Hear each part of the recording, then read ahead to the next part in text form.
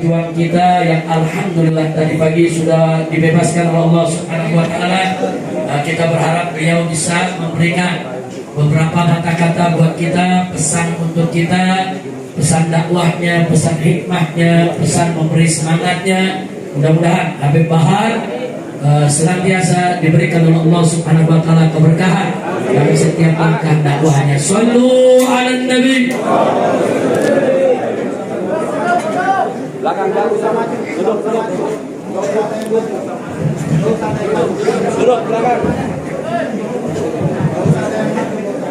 Jamaah harap duduk ya, jangan ada yang berdiri, mohon untuk tertib. Assalamualaikum warahmatullahi wabarakatuh.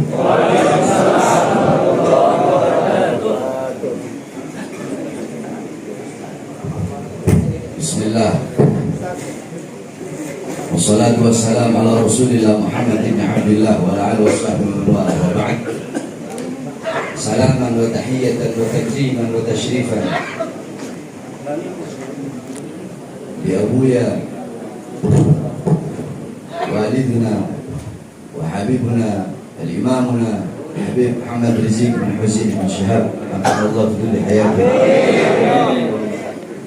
ولجميع الحبايب والعلماء الحاضرين.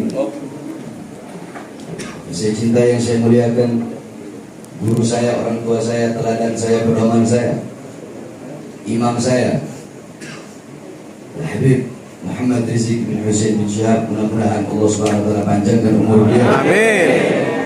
Allah permudah segala urus akhirat beliau. Amin. Allah perkuat langkah kaki beliau. Amin. Sehingga selalu bisa memimpin kita dan Allah Subhanahu wa taala. Amin. Saya cinta yang saya muliakan para alim ulama, para habaib, para kiai beserta seluruh hadirin sekalian yang dimuliakan oleh Allah Subhanahu wa taala. Alhamdulillah, segala puji dan syukur kehadirat Allah Subhanahu wa taala. Dialah Allah Subhanahu wa taala yang maha besar. Yang besar selain Allah kecil. Dialah Allah Subhanahu wa taala yang maha perkasa, yang maha kuat, yang maha lemah, yang maha kuat, yang maha perkasa, yang kuat dan yang perkasa selain Allah lemah. Yang besar selain Allah kecil. Dialah Allah yang maha kaya.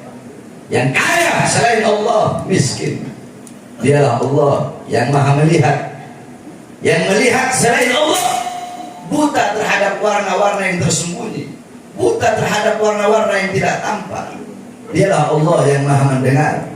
Yang mendengar selain Allah tuli terhadap suara-suara yang jauh, terhadap suara-suara yang tersembunyi, tuli terhadap suara-suara yang jauh, dan suara-suara yang dekat akan menulikannya. Dialah Allah Subhanahu wa taala yang maha berilmu. Yang berilmu selain Allah adalah pencari ilmu. Dialah Allah yang maha tahu. Yang tahu selain Allah adalah pencari pengetahuan. Dialah Allah yang maha hidup. Yang hidup selain Allah pasti akan mati. Yang ada selain Allah pasti akan tiada. Yang wujud selain Allah pasti akan binasa. Sedangkan adanya Allah, hidupnya Allah, wujudnya Allah, kekal abadi, tidak akan pernah tiada, musnah, hancur dan binasa. Dan dialah Allah yang dimana pada kesempatan yang mulia ini Allah menggerakkan hati kita menggerakkan langkahan kaki kita, sehingga kita duduk di ini majlis yang penuh dengan kasih sayang Allah, penuh dengan rahmat Allah, penuh dengan maghfirah Allah Subhanahu wa taala, yakni majlis ilmunya Allah Subhanahu wa taala, yang dimana kita yang duduk di sini adalah orang-orang yang telah dipilih oleh Allah Subhanahu wa taala. Saudara-saudara sekalian, kita duduk di sini berkumpul bersama para ulama, berkumpul bersama orang-orang soleh. Jangankan ketika kita masih hidup berkumpul bersama para ulama. Dalam satu kitab diceritakan, dulu di Zambal yang di pemakaman para aulia, di situ dimakamkan Bagi Muqaddam Muhammad bin Ali Ba'alun. Banyak para habaib, para salafun salih. Dulu ada satu orang fasik, dia suka berbuat dosa. Dia dimakamkan di pemakaman umum tidak mau terima. Akhirnya oleh keluarganya dimakamkan di samping tembok Zambal. Singkat cerita, ada satu wali bermimpi. Di dalam mimpinya ini orang fasik sedang disiksa oleh Allah, sedang disiksa oleh malaikat Munkar dan Nakir, diazab karena dia ahli maksiat. Ketika dia sedang diazab, ketika dia sedang disiksa oleh Munkar Nakir, tiba-tiba Faqih Muqaddam Muhammad bin Ali Ba'alawi, Faqih Muqaddam Muhammad bin Ali Ba'alawi, beliau adalah seorang ulama besar, yakni qudwatul muhaqqiqin, tajul a'immatil 'arifin. Beliau adalah datuknya Segaf, Al-Idrus, Al-Habsyi, Al-Attas, Al-Ishab dan lain-lain. Beliau adalah seseorang yang pada umur 7 tahun pernah mengkhatamkan Al-Quran dalam 1 rakaat sholat. Beliau adalah orang yang selama 33 tahun tidak tidur. Ditanya, Imam, kenapa kau tidak tidur? Bagaimana aku bisa tidur? Setiap aku melihat ke kanan, aku melihat surga. Setiap aku melihat ke kiri, aku melihat neraka. Setiap aku melihat ke atas, aku melihat arsy Allah Subhanahu wa Ta'ala. Beliau dimakamkan di Zanbar. Singkat cerita, ketika orang fasik ini sedang diazab oleh Munkar Nakir, Faqih Muqaddam bangun dari kuburnya, masuk ke kuburnya ini orang dan berkata, ya Munkar wa Nakir ruh, wahai Munkar Nakir, beri, jangan kau siksa ini orang, jangan kau azab ini orang. Kenapa? Kau azab dia, kau siksa dia, kau pecut dia, teriakan dia, mengganggu zikirku kepada Allah Subhanahu wa Ta'ala. Pergi Munkar Nakir, orang tersebut tidak jadi disiksa hanya karena kuburnya dekat dengan kubur orang soleh, kuburnya dekat dengan kuburnya ulama.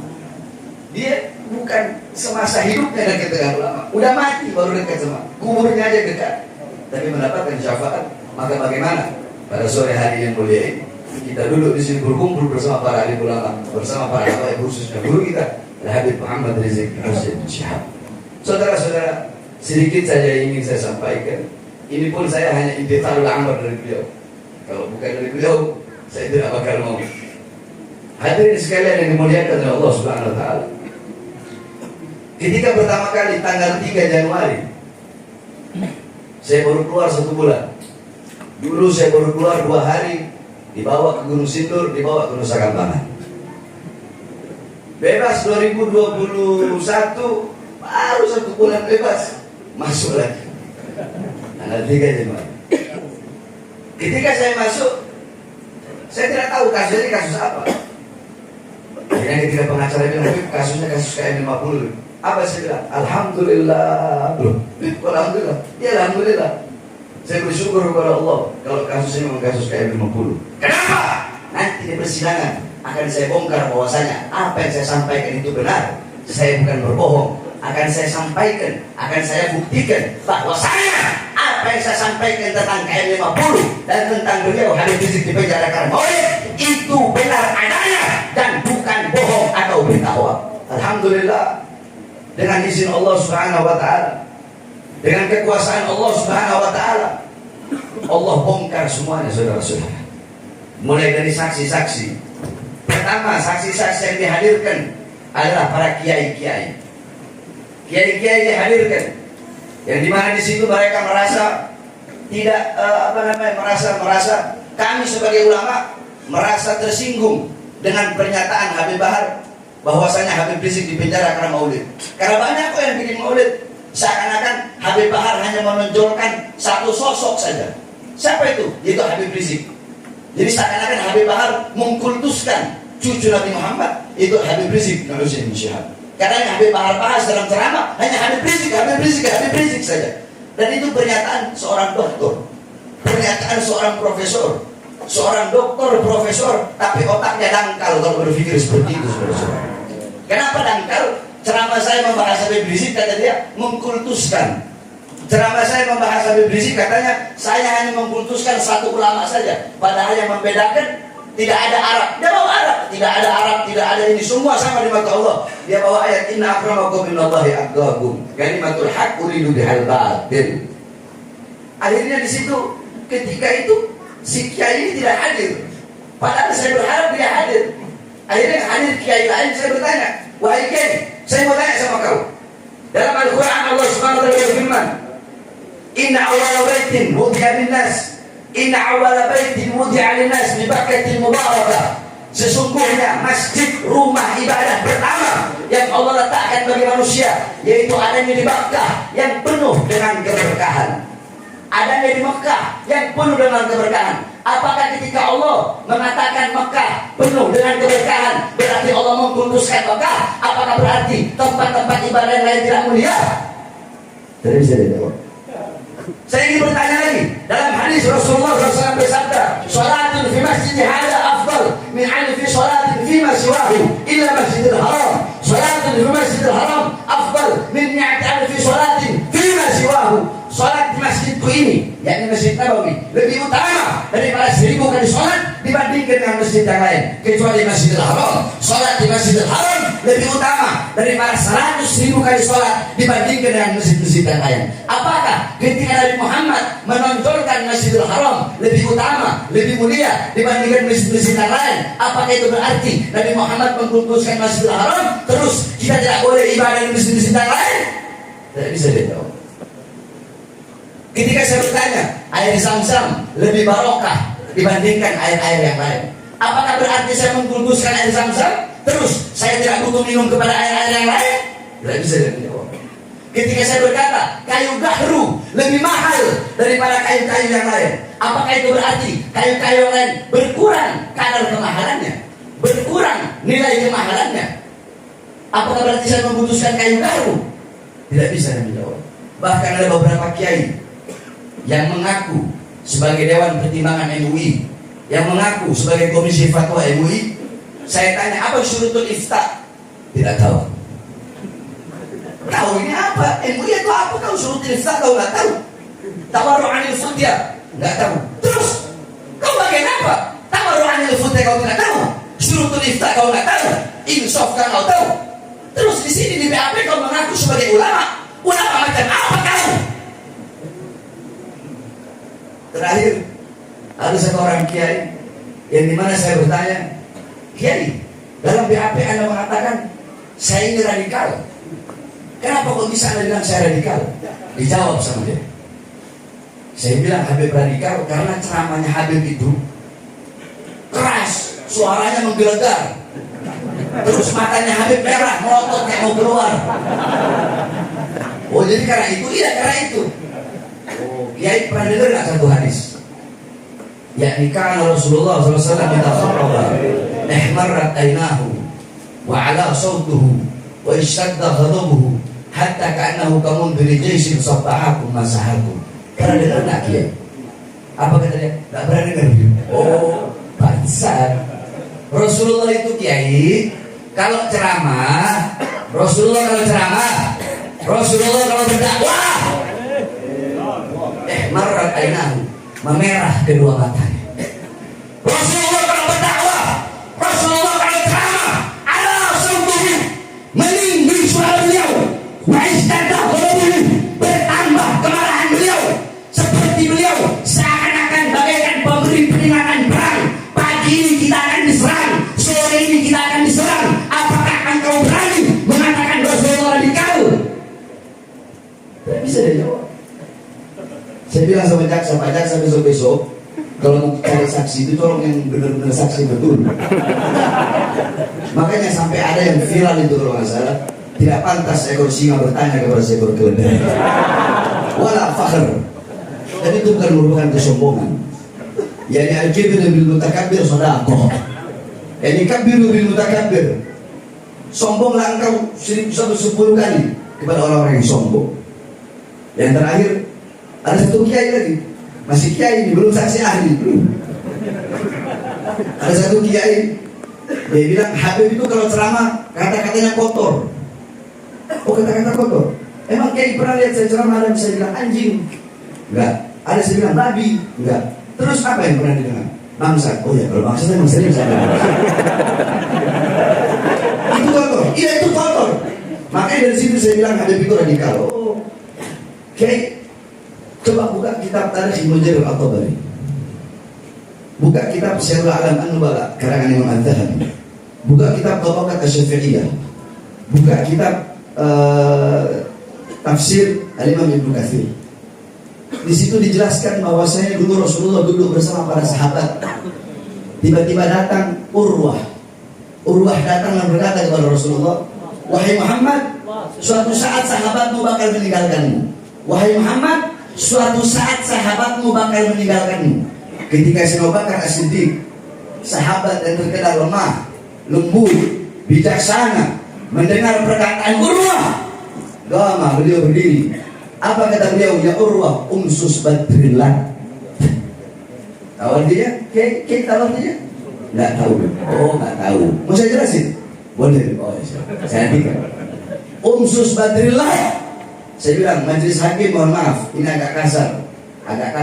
Jadi saya mohon maaf. Pengunjung saya mohon maaf. Umsus badrillah. Umsus, jilatlah. Badr itu ujung kemaluan perempuan. Jilatlah ujung kemaluan berhalang itu latar. Apakah berani engkau berkata sama Bakar As-Siddiq itu kasar dan berkata seperti itu kepada Urwah? Dia tidak bisa menjawab. Akhirnya apa saya bilang? Kiai, yang terakhir ada satu cerita. Cukup, saya nggak mau bertanya lagi. Saya tidak mau bertanya kenapa? Karena ada satu cerita. Dulu ada seorang pejuang. Ini pejuang, dia dikejar seekor kerbau. Tapi dia lari dari kejaran kerbau itu. Orang-orang bertanya, wahai pejuang, kenapa kau lari? Bukankah kau bisa menumbangkan, engkau bisa tumbangkan, kau bisa kalahkan kerbau itu dengan satu pukulan? Tapi kenapa kau lebih memilih lari? Apa kata pejuang itu? Ya, aku bisa kalahkan dia dengan satu pukulan. Aku bisa jatuhkan dia dengan satu kali tendangan. Tapi aku lebih memilih lari. Kenapa? Karena aku tahu dia kerbau dan si kerbau itu tidak tahu kalau aku pejuang. Jadi kayak mudah-mudahan antum paham di sini siapa kerbaunya, siapa pejuang. Makanya saya nggak mau lagi bertanya. Itu kisah-kisah yang luar biasa ketika sidang. Terus saksi ahli. Ada dokter forensik botak-botak, saya lupa namanya. Pokoknya orangnya botak kan. Kalian lihat di YouTube boleh. Saya bertanya, dokter, kalau orang ditembak dari depan, pada umumnya orang ditembak dari depan, itu yang patah tulang iga mana? Iga depan apa iga belakang? Iga depan. Begitu pada umumnya. Iya, pada umumnya. Nah terus ini kenapa kok bisa korban ini yang patah iga belakang? Sedangkan Anda bilang kalau ditembak dari depan, yang patah tulang iga depan. Ini kenapa yang patah kok tulang iga belakang? Ini visum Anda ini. Apa kata dia? Oh, bisa jadi kan rongga iga itu segini. Bisa jadi itu pelurunya masuk di antara tengah-tengah rongga. Hebat betul polisi bisa nembak masuk lewat rongga, tengah-tengah rongga begitu ya. Nah terus saya tanya, di sini ada bilang iga ke-5 dan iga ke-6. Posisi iga ke-5 di mana? Di sini kata dia. Di sini? Iya di sini. Terus yang ditembak di mana? Di sini. Nah kalau ditembak di sini, berarti kan keluarnya dari sini. Kenapa ditembak di sini? Kok pelurunya keluar dari sini? Berarti kan ditembaknya bukan dari depan. Berarti ditembaknya dari atas. Oh itu saya nggak tahu. Ya ini banyak fakta-fakta yang terbongkar, subhanallah. Yang lebih lucu lagi sama si botak ini dokter. Karena dia nggak mau ngaku, terpaksa saya keluarkan semuanya mau mandi. Foto almarhum syuhada kita Lutfi Hakim. Itu tangannya ada luka. Itu fotonya saya lipat begini karena ada bekas kain kafan kan. Ada kain batik itu, ada kain batik. Saya lipat begini. Saya bilang, ini dokter nggak tahu. Dokter, saya mau bertanya. Ini ada orang kecelakaan jatuh dari motor. Ini orang jatuh dari motor terus meninggal. Nah, Anda kan dokter. Saya pengen tahu ini luka-luka apa sebenarnya. Boleh Beb, saya lihat fotonya. Boleh. Saya lihat. Coba lihat. Majelis hakim mau lihat. Ayo silakan majelis hakim. Nah, tadi tak posisi saya tutup. Coba namanya di situ. Saya tutup. Saya nggak bisa. Anda jangan bohong. Anda bisa otopsi kepala, tahu mana otak mana ini. Masa luka pidana nggak tahu? Jujur aja. Ya ini bisa luka bakar, bisa luka luar. Ulangi. Bisa luka bakar, bisa luka luar. Baru saya buka. Ini jenazah almarhum Lutfi Hakim. Bukan lubang mayat kan? Bukan. Bukan kan? Bukan. Luka apa tadi? Luka bakar atau luka luar? Yang mulia, Ini bukti kalau ada penyiksaan. Allah buka, saudara-saudara. Ingat, kebenaran tidak akan pernah kalah dengan kebohongan. Ingat, kebohongan akan kalah sebelum berperang dengan kebenaran. Jangan nunggu perang, jangan. Kebohongan itu sebelum berperang dengan kebenaran pasti akan kalah lebih dulu. Oleh karena wasiat saya, jangan pernah takut untuk menyampaikan kebenaran. Sampaikan yang benar itu benar. Sampaikan yang hak itu hak. Sebagaimana guru kita bilang, Allah tak lain. Walaupun seluruh dunia harus membencimu, sampaikan kebenaran. Walaupun lidahmu harus dipotong, sampaikan kebenaran. Walaupun tubuhmu harus, yakni lau kita tani irban, sekalipun tubuhku harus dipotong-potong, dicincang-cincang. Dan semoga Allah subhanahu wa ta'ala menghancurkan sehancur-hancurnya para pelaku pembantaian 6 syuhada pengawal kami dan yang memerintahkannya, serta para aktor intelektualnya juga yang merestuinya, dan semua yang terlibat dalam pembantaian sadis dan brutal tersebut secara langsung maupun tidak langsung. Allahumma dammirhum tadmira waqtulhum badada wala tughadir minhum ahada ya qawi ya matin ya muntaqim amin ya rabbal alamin.